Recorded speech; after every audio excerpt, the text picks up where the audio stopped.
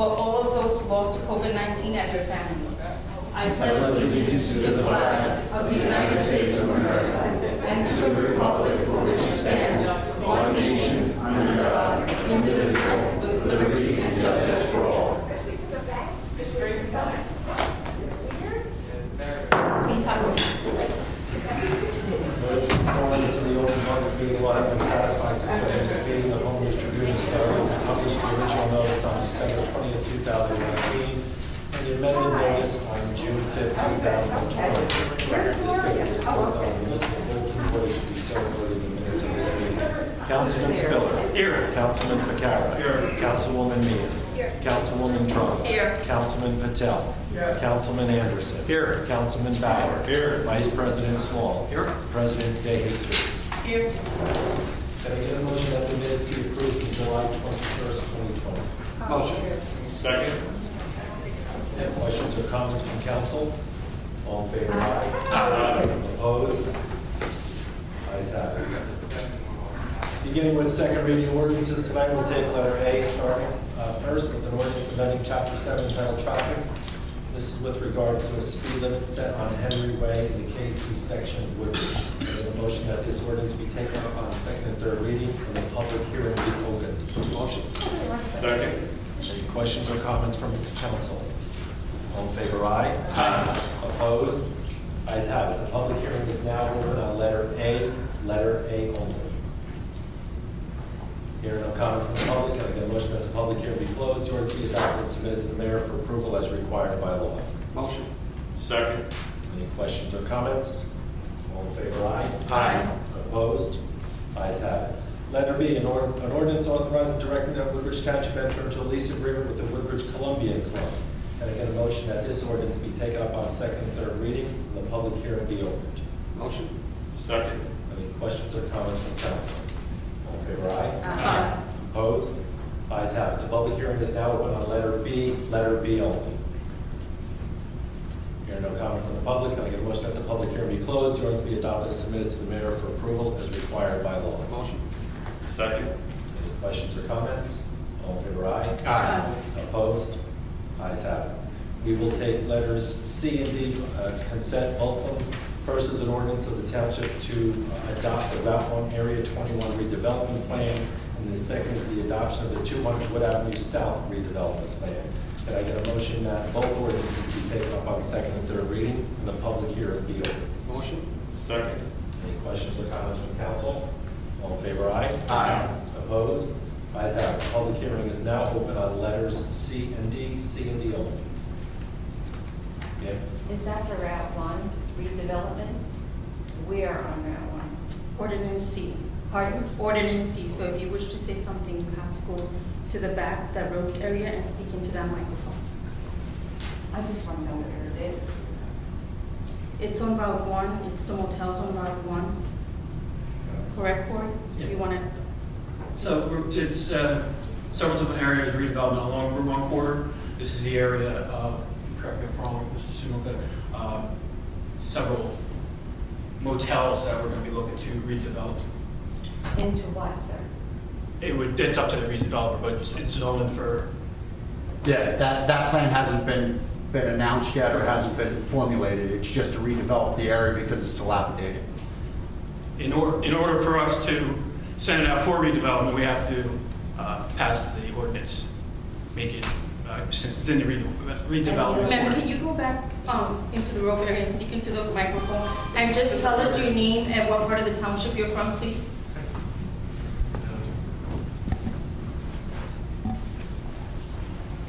My name is Gloria, and I do live at Sharon Gardens on Woodbridge Center Drive. And my community is very, very concerned about the development that's going on around us. And now this is Route 1. And I wanted to know more proximity of Route 1. Is it the Sharon Gardens, this development? I understand there's a lot of old construction there, and you want to redevelop it, that's fine. But we have a horrendous traffic problem now on Woodbridge Center Drive. You're going to landlock us. This is the area in between Wiley and Lord Street. So if you turn at the firehouse, made a left, Yes. The motel's right there on the right-hand side. On the right inside, okay, because my question, I don't know if I can ask this or not. The development that's going on where the solar field was for pets. I'm sorry, this has nothing to do with this ordinance. Okay, so I have to wait until that. Yes. Laura, can you pull the mic down a little bit so we can hear you? You don't, no, we can pick up the sound. Okay. We can pick it up. You just Thank gotta you. speak a little louder. All right. Oh, if I couldn't hear it. Thank you. Any other comments from the public on letters C or D? Letter C or D only? Here are no other comments. Can I go for a motion that the public hearing be closed, the ordinance be adopted and submitted to the mayor for approval as required by law? Motion. Second. Any questions or comments? All in favor, aye? Aye. Opposed? Ayes have it. Letter E is an ordinance authorizing the conveyance of property known as 31 Off Avenue to St. Cecilia's Roman Catholic Church. Can I get a motion that this public hearing, this ordinance be taken up a second and third reading and the public hearing be open? Motion. Second. Any questions or comments? All in favor, aye? Aye. Opposed? Ayes have it. Public hearing is now open on letter E only. There are no comments from the public. Can I get a motion that the public hearing be closed, the ordinance be adopted and submitted to the mayor for approval as required by law? Motion. Second. Any questions or comments? All in favor, aye? Aye. Opposed? Ayes have it. We will take first reading ordinances listed as F, G, H, and I by consent. Can I get a motion that these ordinances be passed on first reading, published in the Home News Tribune on August 7, 2020. Notice of public hearing be held on August 18, 2020 at 6 p.m. Motion. Second. Questions or comments from council? All in favor, aye? Aye. Opposed? Ayes have it. You have also before you 44 resolutions listed, 44. Can I get a motion to approve them by consent? Motion. Second. Any questions or comments? All in favor, aye? Aye. Opposed? Ayes have it. We will now move to the public portion of the meeting.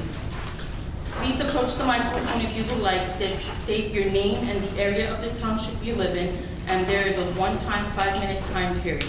And again, if you wish to record the meeting, you have to go in the recorded through area. Anybody from the public have any comment?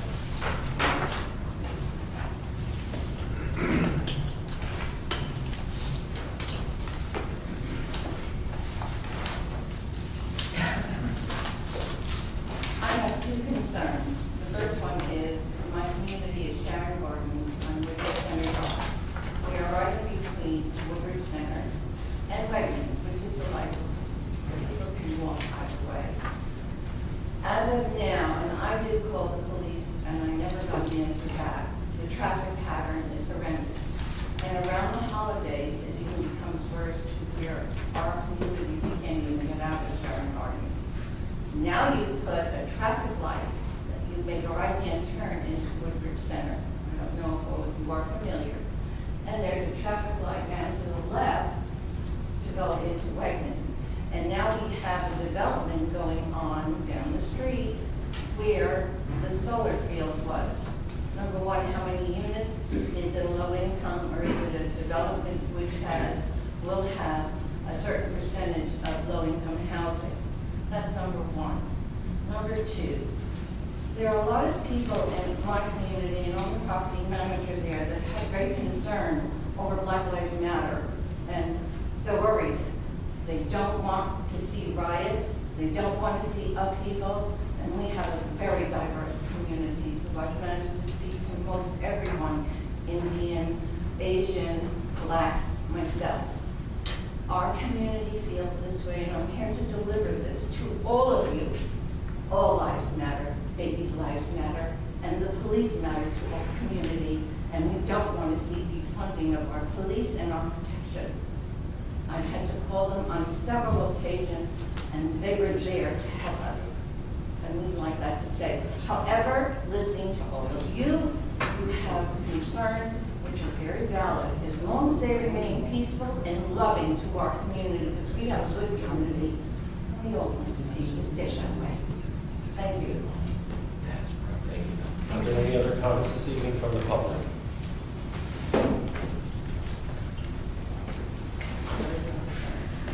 Before, I don't know if there's people lined up outside that want to come in and speak, so I'm going to ask the same as the last meeting. If you're done talking, can you please just give up your seat to someone that's waiting to come Can we in? hear what the other people have to say?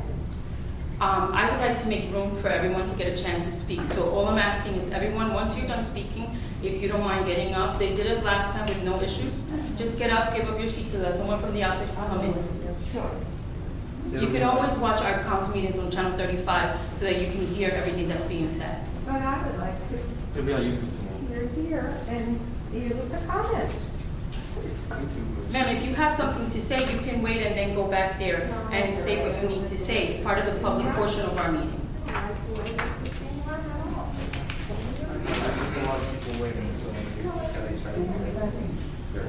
You're good. But the closest thing they want to Charity Seymour. I'm here to talk about the removal of police officers in Woodbridge Township School District schools. There must be the complete removal of police officers in schools. Schools are places of learning, not places meant for confinement. We understand that the increasing presence of police officers mostly has to deal with school shootings. Over the last decade, the presence of police officers in schools nationwide has more than doubled, partly in response to the prevalence of school shootings. During the 2017 to 2018 school year, 58% of public schools had either school resource officers, also known as SROs, or other sworn-in law enforcement officers, according to the most recent data from the National Center for Education Statistics. However, guns have stopped many mass shootings, but not usually in schools. In the 25 shootings in the alert study that targeted schools, none were brought to an end by an armed staff, guards, or police officers returning fire. These shootings mostly commonly ended when the shooters were restrained by unarmed staff. Research also shows that the increase of police officers in schools does not make it safer. It actually becomes a place where students feel unsafe and are more targeted, and they experience this thing called the school-to-prison pipeline, or also known as the school-to-confinement pathways, in which prison and jail is used as a resource to reprimand students rather than providing them with what they need. It is also used to describe detention centers, house arrest, electronic monitoring that is experienced by way too many Black and brown students. They are more likely to be disciplined, suspended, and arrested in school when police are present. Schools are meant to foster the health and safety of students, creating a sense of belonging and security. Security does not involve police officers. While Woodbridge Township claims that the officers in these schools protect students from school shootings, in many cases, that wouldn't be the case.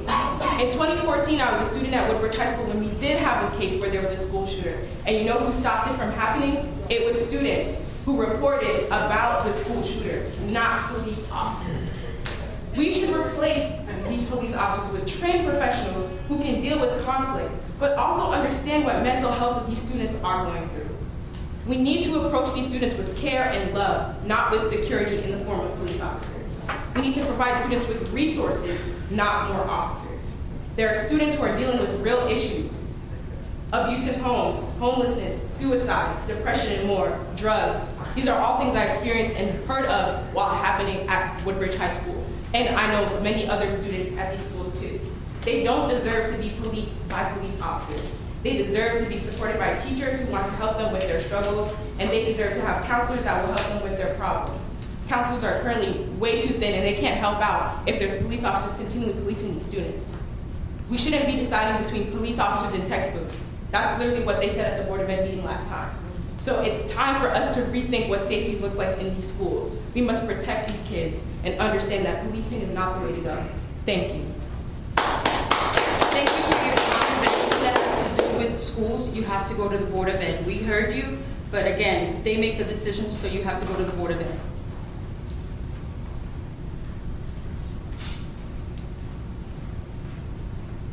Hello, my name is Mary Nasser. I've lived in Fort Reading my entire life.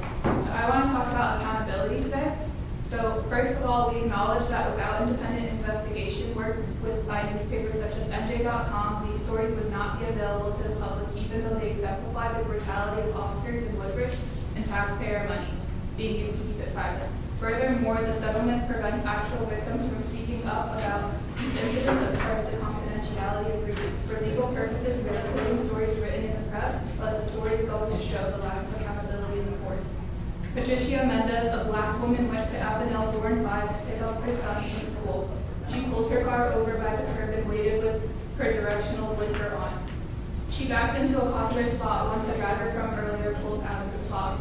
A Woodbridge police officer in an unmarked vehicle told her she couldn't park there. Then Patricia questioned why, as she had just seen another woman in the spot who wasn't summoned like she was. As she pleaded with the officer that her daughter just went inside to pick up her son, she was pulled out of her car by her hair, slapped and stomped on by the officer, all from what was supposed to be her routine day picking her son up from school. This was reported by My Central Jersey News. Jeffrey Gutierrez. He was falsely accused of having a knife at TGI Fridays. He told Woodbridge police multiple times he wasn't the one with the knife and offered for them to search him. No knife was found on him. But then police pushed Jeffrey to the ground and assaulted him, causing him to lose half of several of his upper teeth after being smashed in the face with a flashlight. Jeffrey was wrongfully arrested and later released and was paid $125,000 in taxpayer money to keep silent and not to continue to pursue the case in court. 6 of the 8 officers on the scene are still present in the Woodbridge Police Office reports today. Chiquila Eiler, Mahira Harris, and Jasmine Gordon. The 3 black women were at Woodbridge Mall and stopped by 2 police officers. One who has retired. The other 2 who remain on the force today. In the lawsuit, it claims they were removed from Eiler's car and touched on her breasts, between their legs, and on their buttocks while being searched outside by these officers. Then one of the officers jumped on the hood of the car and pointed a gun in Eiler's face and told her that he was going to shoot her. Eiler brought this case to Internal Affairs, who said they couldn't take it to court unless the conclusion of a criminal case. The WPD settled for $70,000 with these 3 women. This is all to further emphasize the lack of accountability in the cases of police brutality or misconduct in this town. Settling allows many officers to remain on the job and pose a threat to the public. Confidentiality agreements shield the public from information that is important, and our only way of knowing about these cases is through settlement leaks or investigative reports by state newspapers. We need transparency. Publish yearly data relating to arrests, forced traffic stops, and Woodbridge by racial groups consistently. And if the mayor thinks it is not an issue, then collect and publish data to share with residents and remove the barrier that exists between the public and the police force's action and statistics. The last thing I want to say is that no matter what you all think about the WILE members, we are not going anywhere. We are here to stay. We will continue to show up. We will continue to speak up. We will continue to practice our First Amendment right to protest, and we will vote you all out if necessary. As long as you don't give us any justice, we won't give you any peace. Thank you.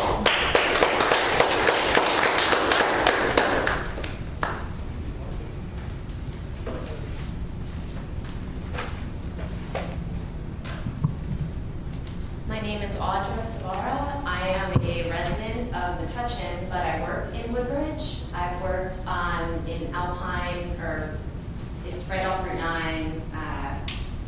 It's a building across from Woodbridge High School. I eat in your town, I spend money in your town, and I shop in your town. And I've heard the stories of the people that I'm here to support, which is Black Lives Matter. And I want to say, as a social worker, it has made me sad and sick inside. They deserve to be heard. I want to speak for them. I have seen things as a social worker in my life that none of you on this council, I would imagine, have seen. I could be wrong, but I want to place a bet. I respect what you do. I am on the Metuchen Accessibility Committee. I am a member of many things in town, but I'm here to speak about Woodbridge. I spend money here and I shop here. I urge you, when you're looking at a police budget, to think about how important social work is. If you need somebody to help you figure that out, I'm your woman, because I've seen more things happen from lack of resources in a community than I have from any metal detector that I just went through and anybody's hands on my body. I thank you for listening to me. Any other comments this evening? There are no other comments. Can I get them? I'm sorry, officers. Is there anybody remaining in the hall? There's more people. All right. Sir?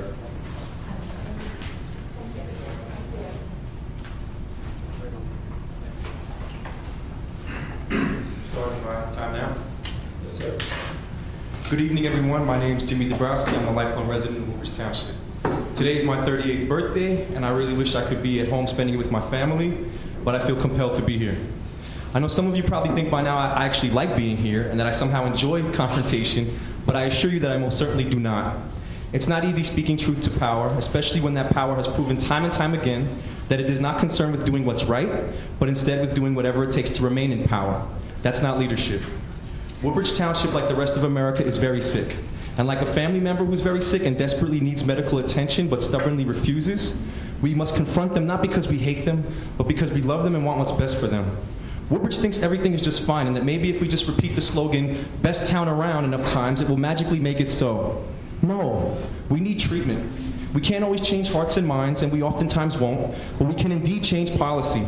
As communities, universities, school districts, organizations, and individuals scramble to try to get on the right side of history and make more than just performative and symbolic commitments to anti-racism, Woodbridge sadly and stubbornly refuses to even accept that we have a severe racism problem.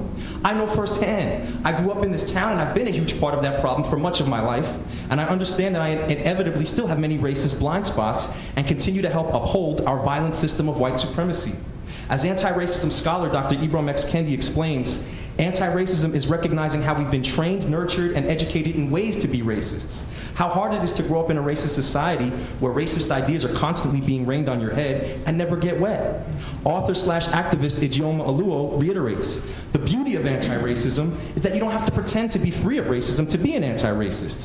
Anti-racism is the commitment to fight racism wherever you find it, including in yourself, and it's the only way forward.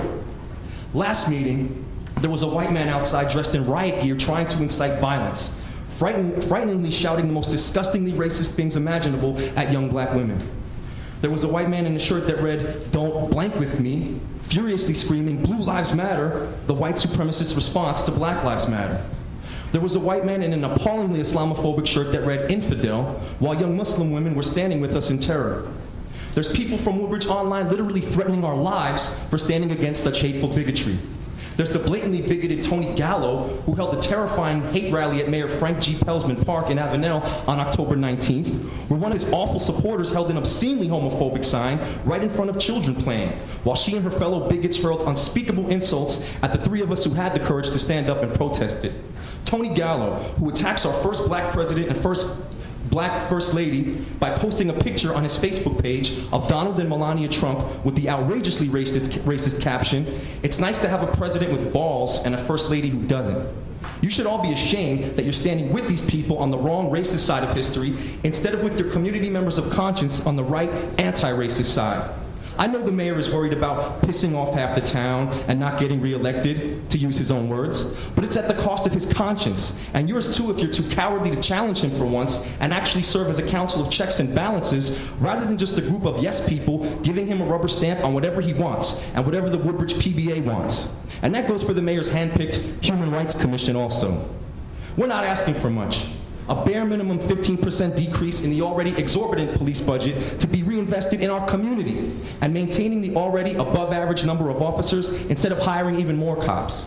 A central component to this massive and inspiring racial justice movement, which has already dwarfed even the civil rights movement, is the understanding that the safest communities don't have the most cops, they have the most resources. Thankfully, many communities are getting with the times and getting on board and enacting such anti-racist policies, but not Woodbridge's so-called Democrat elected officials who are siding with Trump supporters. The best town around already sounds eerily similar to Make America Great Again, and while we know much of our overwhelmingly white police force and their union supports their racist in chief, it doesn't mean we have to also. We can act like Democrats and more importantly like decent human beings and stand against racism and stand with this historic racial justice movement. History is watching us and so are our children. What will we say to them when they ask us about this monumental movement years from now? How many of us will have to lie about which side we were on? And make no mistake, there are only indeed two sides. Racism versus anti-racism. There's no such thing as non-racist in a racist system. I'm here tonight on my birthday to ask that you finally please do the right thing this time. My one wish is that you finally begin to make concrete commitments to anti-racism and that you work with our brilliant Woodbridge Youth for Liberation and Equity in getting our community on the right side of history. It's long overdue that Woodbridge gets serious about diversity, inclusion, equity, and anti-racism, and that we begin the vital work to do better and strive to become best town around for all of our neighbors who call Woodbridge home. Thank you very much. in the fact that you point to each and every one of us constantly, from the very first time you came to this council to speak on the immigration issue. And you constantly called us racist.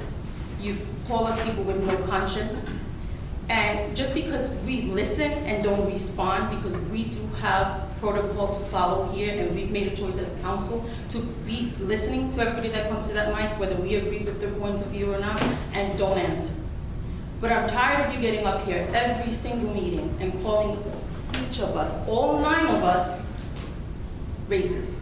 We're I'm not. racist too. It's a racist system. I'm tired of you doing this. Listen, I'm tired of you I'm not banging me going down back and and dismissing forth with people. you. I'm expressing my point of view. And I'm expressing You mine. express your point of view when I sat here, respectfully listened to you. So I ask for respect back too. There's no need for you to raise your voice up because I'm not raising my voice You're not. up. You are right now. You're over there, I'm over here. So that's why I raised mine as well. And I'm asking you, I have never said anything against Black Lives Matter. Black lives do matter. Can you say that? Can everybody on this council say that without any stipulation? I'm talking for myself. I can't speak for everyone here. But I'm sitting here and meeting after meeting, you constantly make your point of views and constantly call us names. I think that there's a way that you can get your point of view without being disrespectful and calling people names. I am proud of the work that I do for Woodbridge Township. I've been on council for 5 years.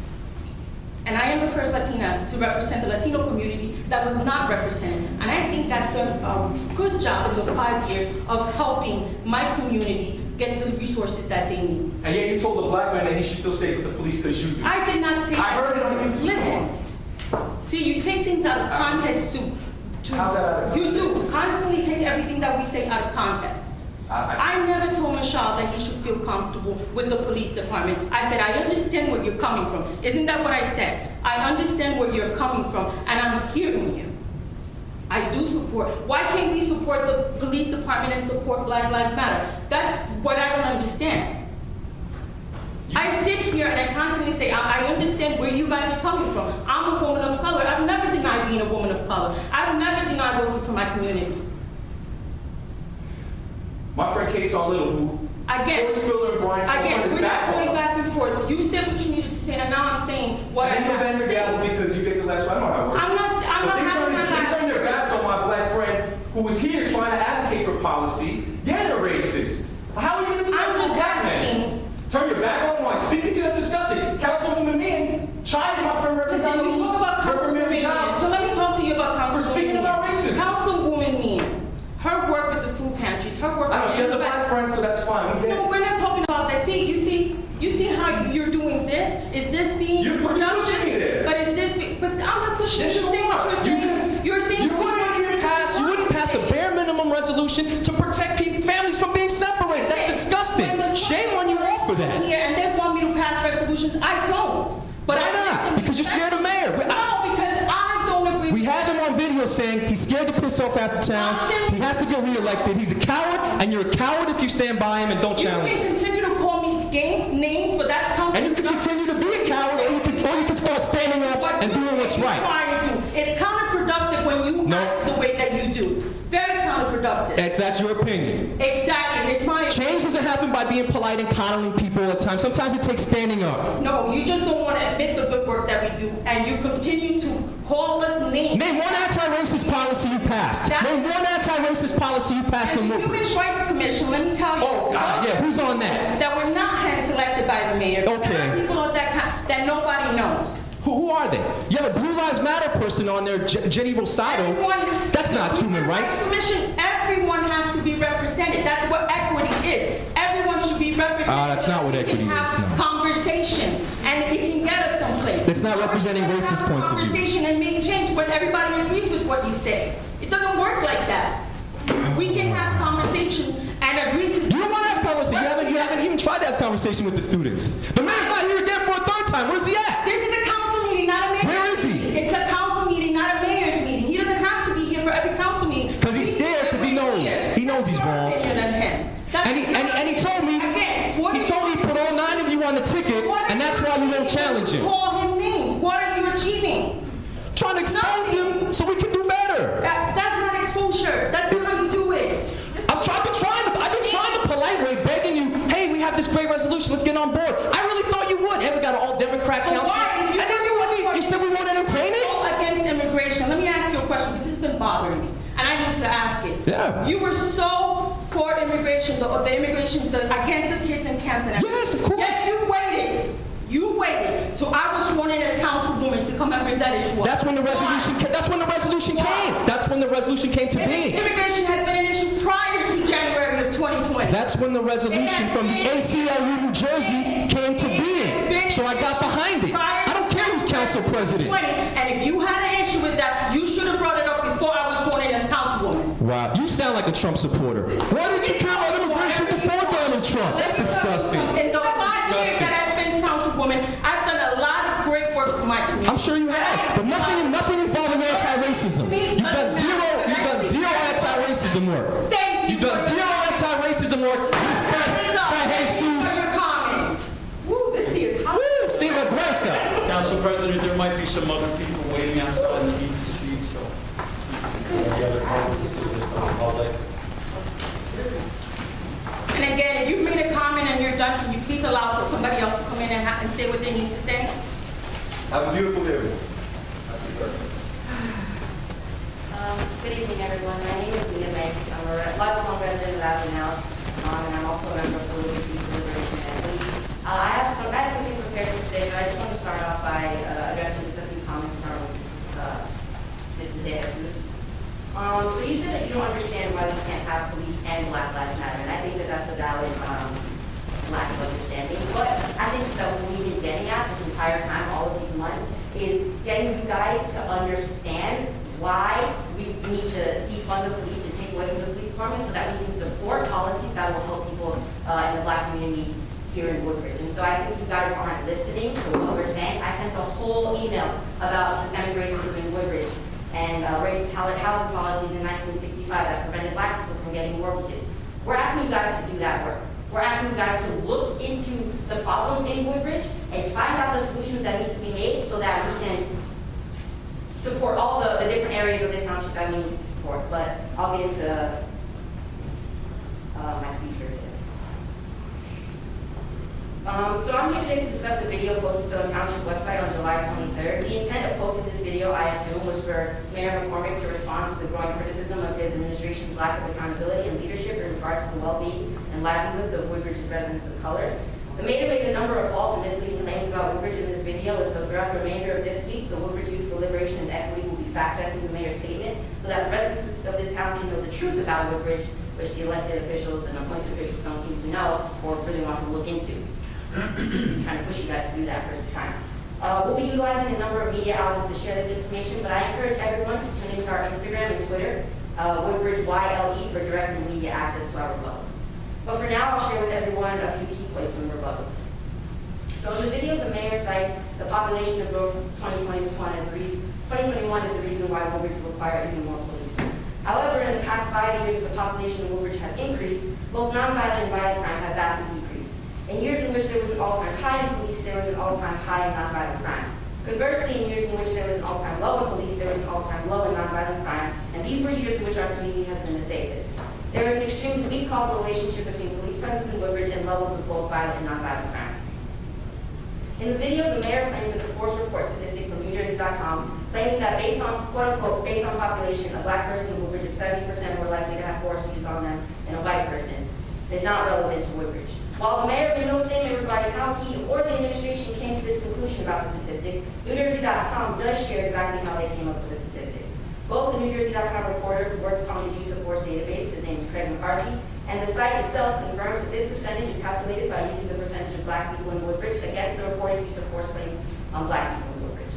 Meanwhile, after conducting further research and looking into data released by Mass and New Jersey News, we learned something even more telling about Woodbridge. Since 2011, Woodbridge Police Department's internal affairs has not sustained a single one of its 84 complaints of excessive use of force by the department. And finally, Mayor McCormick ends the video by claiming, and I quote, Woodbridge Township elected and appointed officials are always willing to engage with the general public about our police department. And we are open to suggestions, and we are happy to publicize and defend our decisions about what programs and services that best meet the needs of Woodbridge. And I'll make that statement with a number of facts about Mayor McCormick and the administration. For the past 3 months, the mayor and the council sitting before you today have received numerous phone calls and emails from WYLE members and other residents of the town they have yet to respond to. Secondly, this video response from the mayor that I'm referencing was posted to the Woodbridge TV meaning it can only be accessed if provided with direct link. The mayor continuously posted on his social media page throughout the week, but there was never any mention of this video, even after Woodbridge Youth Deliberation Equity has spent months requesting open dialogue with his administration. A video response does not qualify as engagement or open dialogue. Neither does a council meeting where we have one council person yelling and having an argument with a resident of the town. I'm asking for a town hall, a sit down where people have prepared arguments, and then we can kind of engage back and forth from there. So a video response does not qualify as engagement or an open dialogue. WYLE was talked at in the video, and we have not been spoken with publicly. Finally, what is most concerning to me is that on July 23rd, Councilman Stiller blocked 2 members of WYLE, but more importantly, residents of Woodbridge, on Twitter. What's truly frightening about this is that one of these individuals, Michelle Benjamin, lives in the ward that he serves. It's vital that the residents of Woodbridge Township understand just how undemocratic the current system of political representation in this town is. And I personally want to stress the importance of translating any anger or frustration with the current happenings into your vote. Unless the current administration decides to actually do its job in its entirety, I will not be voting for any of the current members to withhold their position. Thank you. Your time is up. And I will encourage all of my friends, family members, co-workers, colleagues, acquaintances, neighbors, and other members of the town who I happen to come across to do the same. Thank you.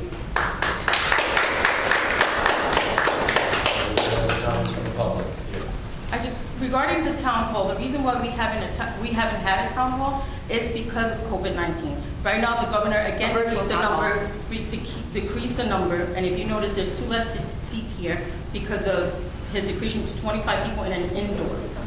If we're going to have a town hall in an indoor, we have to abide by the social distancing and by the things, and it wouldn't be a group of people, it would just be limited. So that's why we haven't made a decision as to whether we're going to do that or when we're going to do that, because we keep waiting for things to open up. What about a virtual town hall? Is that not an About option? a what? A virtual town hall, like on Zoom, is that not an option? Well, we don't do Zoom council meetings right now, so because we don't do Zoom council meetings, I'm going to say no. But other towns have I understand, but we made a decision as a town, as a council, not to have. Well, we're asking you to reevaluate that exact decision. Bend the rules so that you can accommodate for all of your residents, especially residents of color. You can do an outdoor town hall. And it also is inaccessible to people with disabilities. Like this is inaccessible. Go ahead, Councilman. Yeah. I just wanted to make a statement. I know Mr. Dombrowski doesn't seem to be in favor of the Human Rights Commission. I believe Michelle and other members of the WILD will have the ability to speak to them. And although I don't speak for that group because I am not on it, I think their intent is to gain this knowledge. They're monitoring everything that you're doing, and hopefully at some point your group will connect and be able to speak. And the whole intent of that commission was to give us guidance. That commission was put together in part because of the efforts of most of your people. So something is getting done, probably not fast enough for you, but something is getting done. And on his own, I don't think I'm speaking out of school here, but I think most of you know that Kyle Anderson also has a organic kind of community group that many of the not many, but I recognize some of the names because my technology is not very good and I'm generally on the phone and not on my iPad.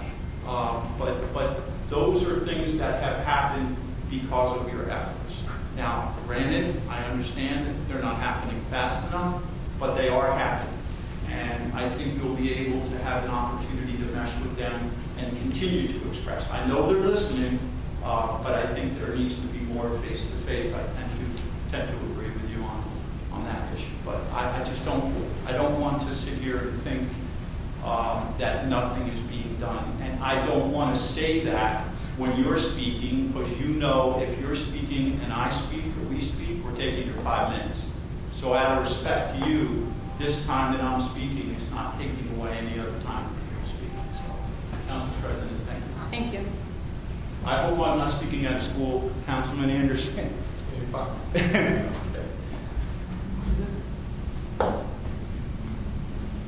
Okay. My name's Michelle, a resident now. Last week, I saw that the representative of my ward blocked me on Twitter. Now, at the last council meeting, I pointed out how it was careless for him to say that he wasn't speaking to anyone anymore in regards to those calling him in support of our group, especially as an elected official nonetheless.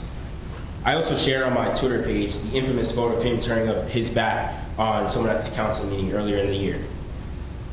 Are either of these acts the reason why he blocked me, or why he blocked Charity, who never even tagged him at all? Who knows? But what I do know is that it says a lot about you as a leader that your response to bare minimum accountability is blocking me. Considering he uses Twitter to share updates and news from the ward that we both live in, it's unconstitutional according to the 2017 lawsuit against Trump for you to even block him. But more importantly, it's worth noting the message that it sends. It sends a message that some of those people in power in this town are scared of accountability, improvements in the status quo, or for a lifelong resident of color to voice his opinion, which has always been, let's make this town better. And I'm curious if after my time is done, any of the council members, since we're very vocal today, have the courage to condemn what he did. Because it's certainly not anything I would want my elected official to do. Regarding the Human Rights Committee, it's nice to see that this committee has been reestablished, I will say that. I will say also that it should have never died off in the first place, and I'll definitely try to make the most out of this space as I can. But I'm also cautious that this could become a filibuster-like move to falsely portray progress. Nonetheless, like I said, I'm going in with an open